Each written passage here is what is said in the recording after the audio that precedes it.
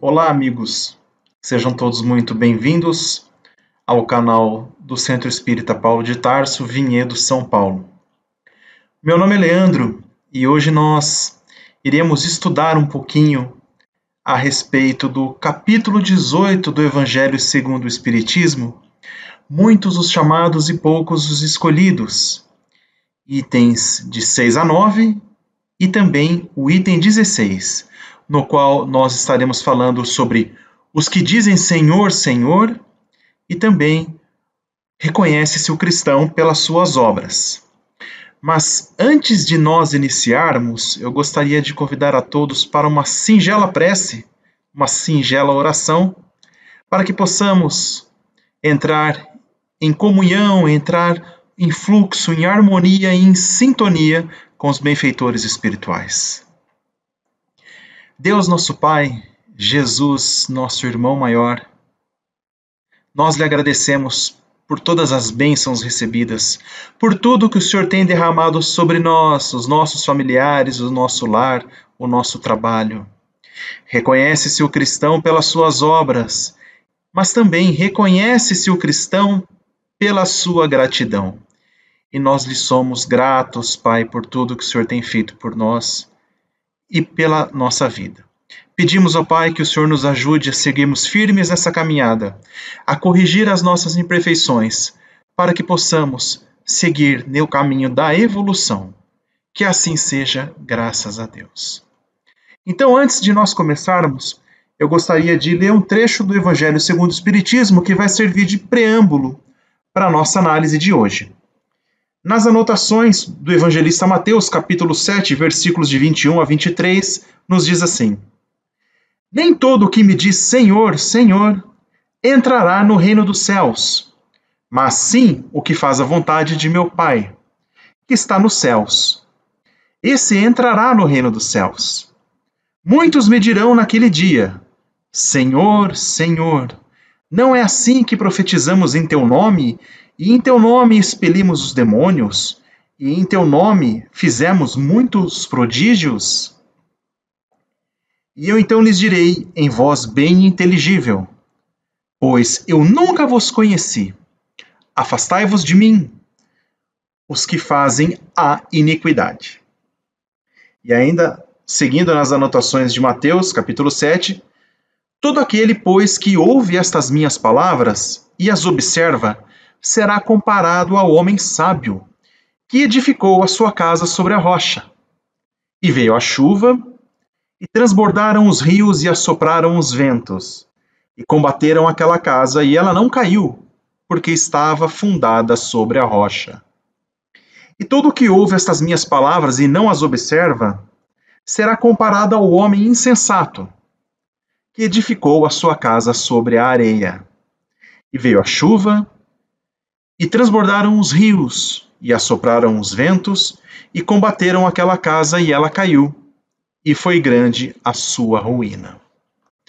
Então, meus queridos amigos, quando a gente começa a analisar um pouquinho esse trecho do Evangelho, mais diretamente ligado aos itens 6 e 9 deste capítulo, os que dizem Senhor, Senhor, e de que vale para nós chamar a Jesus de mestre, de Senhor, se nós não seguimos os seus caminhos, nós não seguimos os seus ensinamentos, nós esquecemos de tudo que Jesus nos ensinou? São cristãos aqueles que dizem honrar o nome de Jesus, cristão verdadeiro, mas aqueles que dizem honrar o nome de Jesus, mas que são escravos dos seus vícios e das suas paixões? Nós estamos em constante evolução e não precisamos esperar a justiça de Deus. Nós devemos seguir o único caminho que Ele nos deu, que é o caminho reto e correto, que é a prática sincera do amor e da caridade. Lembrando que todos os ensinamentos de Jesus, eles são fundamentados na lei do amor e da caridade. E os ensinamentos de Jesus, eles são eternos. Nós estamos aí há 2023 anos falando dos ensinamentos de Jesus. e ainda não aprendemos tudo. Olha só. Mas, se nós seguirmos os seus ensinamentos, se nós seguirmos ou começarmos a colocar em prática o seu evangelho um pouquinho todos os dias, nós seremos como o homem sábio que construiu a sua casa sobre a rocha, que ela conseguiu suportar todas as intempéries. E assim será conosco também. Uma vez que nós seguimos os ensinamentos do Mestre, praticarmos o evangelho um pouquinho por dia, nós seremos esse homem sábio e previdente. E aí eu trago para nós, um trecho dos ensinamentos de Emmanuel, que Emmanuel uma vez ele comentou, ele informou que ele estava ou praticou, melhor dizendo, fez um curso sobre, nas esferas superiores do mundo espiritual. Ele fez um curso onde ele estava estudando a fundo, com muita profundidade, os ensinamentos de Jesus, o Evangelho de Jesus.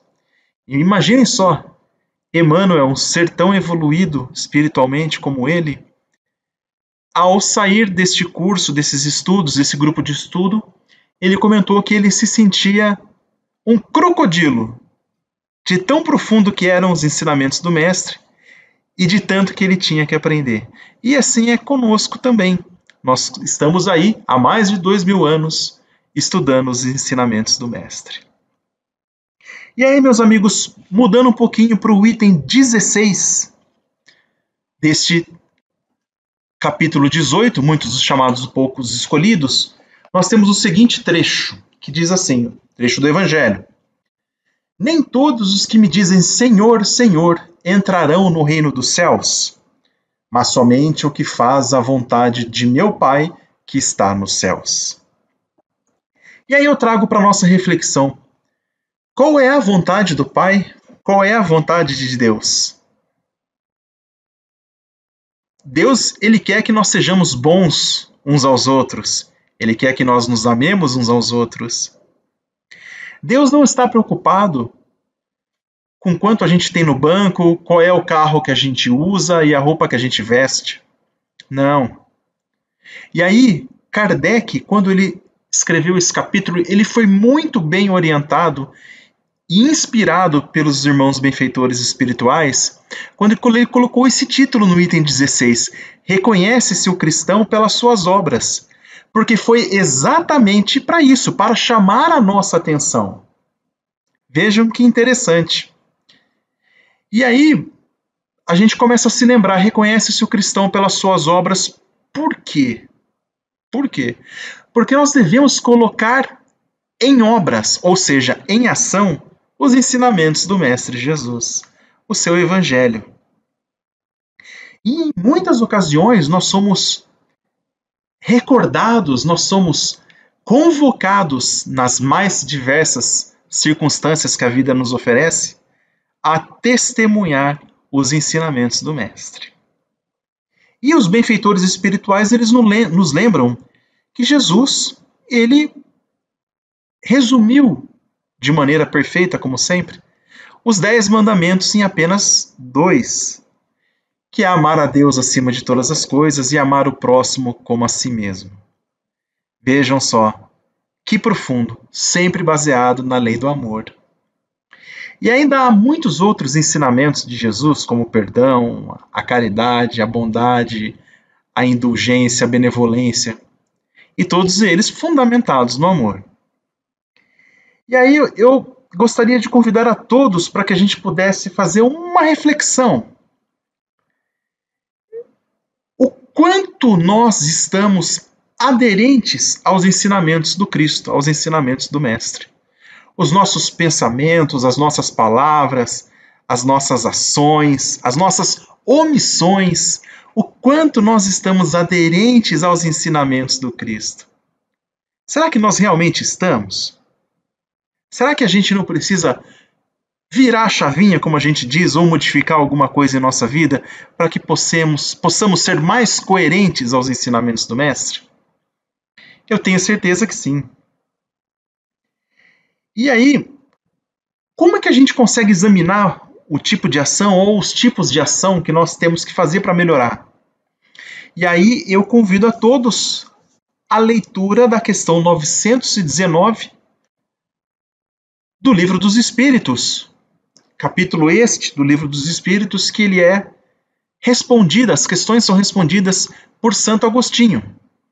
E Santo Agostinho ele foi indagado por Kardec sobre como que a gente pode fazer para ser uma pessoa boa, uma pessoa justa, uma pessoa reta, ou seja, afastar as más tendências, os vícios, as paixões do nosso caminho.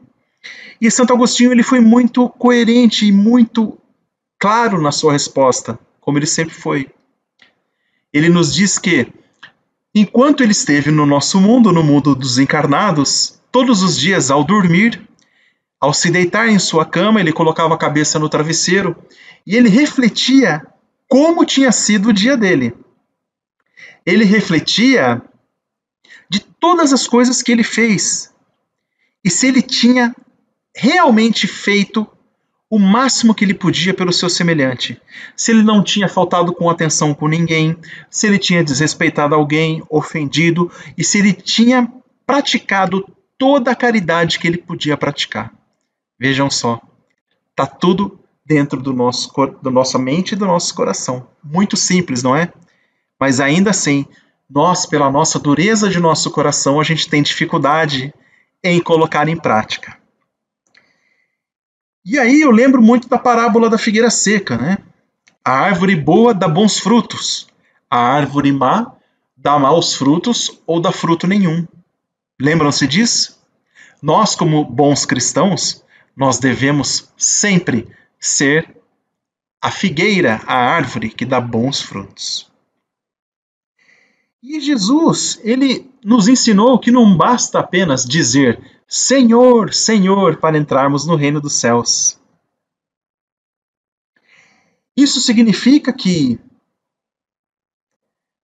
todo cristão, toda pessoa que segue a religião do cristianismo, né, a doutrina do cristianismo, que frequenta o centro espírita, a igreja católica, evangélica, qualquer tipo de instituição religiosa, então isso quer dizer que essa pessoa ela corre o risco, mesmo assim, de não entrar no reino dos céus? E aí eu respondo que sim, há sim esse risco. E a resposta é que Jesus ele veio nos ensinar que não basta apenas nós proclamarmos o nome de Deus, acreditarmos em Deus. Não. Deus não precisa disso, Deus não tem vaidade nenhuma, Jesus não tem vaidade nenhuma. Jesus ele veio nos ensinar que nós precisamos sempre agir no amor. Olha só, colocar em prática o sentimento do amor, fazendo com que ele transborde de dentro de nós e através do amor nós tenhamos ações, palavras, pensamentos que sejam coerentes, que sejam aderentes com este sentimento maravilhoso. E aí eu lembro que na doutrina espírita a gente sempre fala sobre a lei do progresso. É uma das leis que a doutrina espírita ela nos ensina e é a lei do progresso. Todos nós estamos no caminho da evolução, no caminho do progresso. Mas este caminho que nós estamos trilhando é para que um dia nós possamos chegar à perfeição, que é o que o Pai, que Deus espera de nós. E o que a gente tem que fazer? Pôr em prática os seus ensinamentos do amor. Mas Deus é tão maravilhoso, Ele é tão bondoso, que Ele não espera que todos nós tenhamos as mesmas atitudes, porque nós estamos em estágios evolutivos diferentes. Cada um de nós. Nós temos uma maturidade espiritual diferente, e uma evolução espiritual diferente uns dos outros. Mas o que ele espera de nós? Que nós coloquemos em prática toda a capacidade adquirida e que estamos adquirindo de amar. Então a lei do progresso ela nos ensina que nós partimos de um estágio de simplicidade e ignorância e nós vamos adquirindo essa maturidade de acordo com os conhecimentos que nós vivenciamos, ou seja, as provas e expiações, onde nós vamos aprendendo a distinguir o bem do mal. E à medida que nós vamos entendendo, nós vamos evoluindo, nós vamos melhorando conceitualmente o nosso conhecimento da diferença do bem e do mal, sob vários aspectos da nossa vida social, da nossa vida familiar, da nossa vida intelectual, da nossa vida espiritual também, a gente vai exercitando esse nosso comportamento para que ele seja compatível com o que nós aprendemos sobre a diferença do bem e do mal, sobre o amor.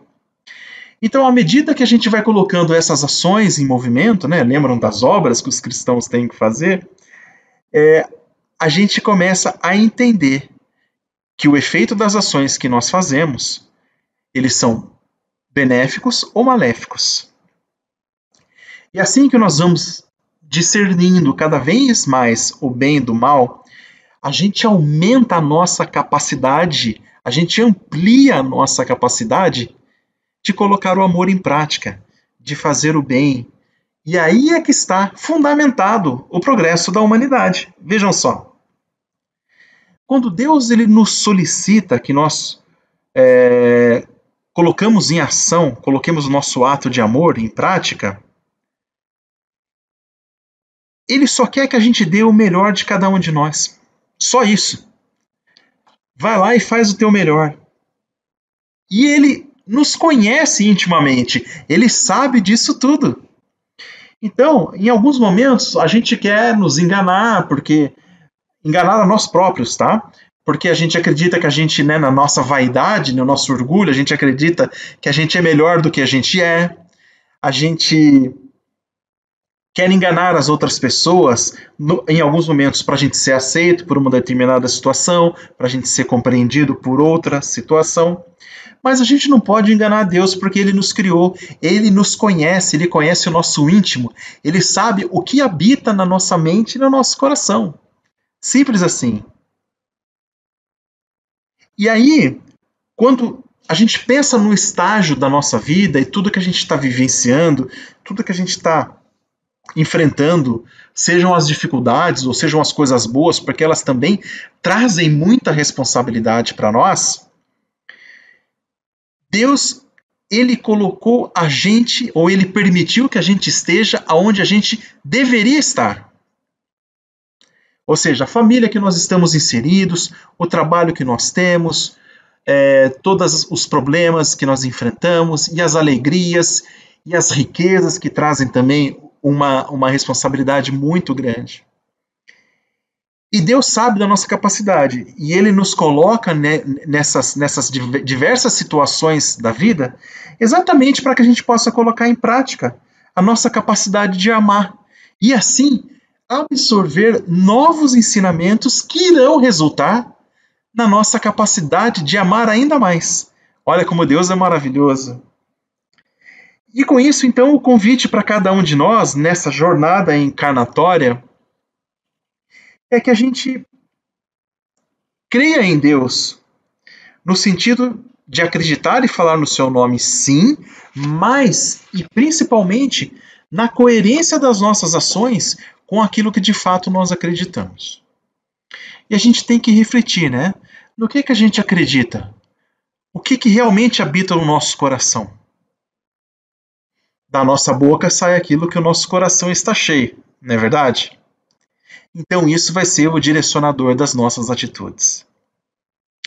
Então nós devemos, com esta reflexão, meus amigos, buscar a maior capacidade que nós temos de agir com sabedoria, com benevolência e com amor. E é só tentando que nós conseguiremos colocar em prática o melhor que nos cabe, o melhor que nos é possível, e assim adquirirmos novos conhecimentos. E aí eu trago para nós a questão 893 do Livro dos Espíritos, onde Kardec, intuído e inspirado pelos benfeitores espirituais, faz o seguinte questionamento: qual a maior ou a mais meritória de todas as virtudes? E aí, resumidamente, a resposta dos benfeitores espirituais é: há sempre virtude quando há resistência voluntária ao arrastamento das más tendências. Então, há sempre virtude quando nós resistimos voluntariamente contra as nossas más tendências, os nossos vícios, as nossas paixões. E aí eles complementam. Mas a virtude mais sublime consiste no sacrifício do interesse pessoal para o bem do próximo, sem segundas intenções. Então, a virtude mais sublime é aquela quando nós nos sacrificamos do nosso interesse pessoal para fazer o bem ao próximo, sem esperar nada em troca, sem nenhuma segunda intenção. Muitas vezes a gente já ouviu falar, né? Fazer o bem sem mal a quem, né? Que não olha a mão esquerda ou que faz a tua mão direita. Então, vejam que os ensinamentos estão todos interligados. E aí eu trago para nós 3 expoentes que nos ensinaram exatamente essa virtude sublime, que é no sacrifício do interesse pessoal para o bem do próximo sem segundas intenções. O primeiro, né, acho que é hors concours, o Chico Xavier. O Chico, a gente não tem ideia, a gente não tem noção da caridade e da prática do amor ao próximo que o Chico fazia. Porque ele não precisava divulgar, ele não precisava contar para ninguém, ele não era vaidoso. Tem uma historinha, e isso é verdade, que o Chico, né, eu me lembro sempre do Chico com aquela imagem dele de paletó e gravata, né, ele nunca esteve mal vestido, o Chico. E ele, todas as vezes que ele saía à rua, né, as ruas de Uberaba ou as ruas aonde ele estivesse, ele sempre colocava nos bolsos do paletó alguns massinhos, alguns bolinhos de dinheiro. Eram poucos trocados, coisa pouca. E todas as vezes que o Chico encontrava alguém mais necessitado, alguém que ele sabia que estava precisando, ele, ao dar a mão a este irmão, a esta irmã para cumprimentar, ele já dava com um dinheirinho ali. Olha só. E aí o segundo exemplo, a segunda história que eu gostaria de trazer é a história também de outro expoente do Espiritismo, o Divaldo Franco. O Divaldo, ele começou a mansão do caminho, ou ele começou aquilo que viria a ser a mansão do caminho, sem recurso algum, arrecadando alimentos para que pudessem ser doados aos irmãos mais necessitados. Na grande maioria das vezes, ele e o seu fiel companheiro Nilson, tirando parte do salário, parte do ordenado deles, para comprar esses alimentos. E aí a mansão do caminho foi crescendo, foi evoluindo, mais gente ajudando, e começaram a servir sopa alguns dias da semana, depois começaram a servir sopa todos os dias, aí a mansão do caminho virou creche, virou orfanato e se tornou aquela instituição maravilhosa que todos nós conhecemos. Mas com muito sacrifício pessoal do Divaldo e dos seus companheiros. E por último, eu gostaria de trazer para nós a nossa querida irmã Dulce. A irmã Dulce, lá em Salvador, ela se prontificou a ajudar os pobres e estropiados, as viúvas, os idosos e os órfãos. E no convento que ela residia, que ela trabalhava, ela transformou o galinheiro do convento num local de abrigo e cuidado para essas pessoas. Contra a vontade do alto clero de Salvador, devo dizer. E ela não tinha vergonha nenhuma desse sacrifício, não tinha vergonha nenhuma de cuidar dos doentes, de limpar as feridas, de dar banho nos desvalidos.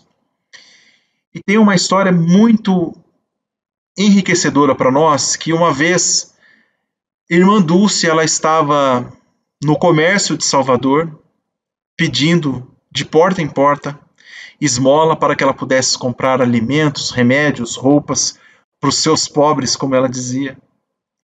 E ela chegou até um comerciante, até um empresário, e esticou a mão assim e pediu esmola para os seus pobres. E ela recebeu naquele momento uma cusparada na mão deste empresário, deste comerciante. E ela, ser muito evoluído, um espírito muito evoluído, ela disse assim: a cusparada é para mim, mas o dinheiro é para meus pobres, e esticou a outra mão. E aí o comerciante, obviamente, totalmente desconcertado, acabou ajudando ela financeiramente com algum dinheiro ali que ele poderia dar naquele momento. Então vejam, meus amigos, muitos exemplos de que nós podemos ser bons cristãos, sermos pessoas cada vez melhores rumo ao caminho da evolução. O Pai, ele nos permite isso e não nos impede de nada. E o mais importante, não nos custa nada. Só a nossa vontade, o nosso desejo de coração de querer praticar o bem e fazer o melhor que nos cabe. Meus amigos e queridos irmãos, esta era a mensagem de hoje que eu queria deixar para vocês. Agradecendo mais uma vez por estarmos juntos neste canal maravilhoso. E convido-os para que nós possamos fazer uma pequena prece de encerramento. Jesus querido, mestre, irmão maior, obrigado pelos teus ensinamentos, mestre. Obrigado pelo teu evangelho, que perdura mais de 2000 anos e que é eterno. Dá-nos, mestre, a oportunidade de continuarmos seguindo no caminho da evolução, para que possamos reconhecidamente sermos bons cristãos. E onde nós estivermos, nós possamos levar os teus ensinamentos de amor. E todos aqueles que se achegarem perto de nós, possam sentir a presença do Senhor. Que assim seja. Um grande abraço, meus amigos. Fiquem todos na paz e no amor do Mestre Jesus. Que assim seja.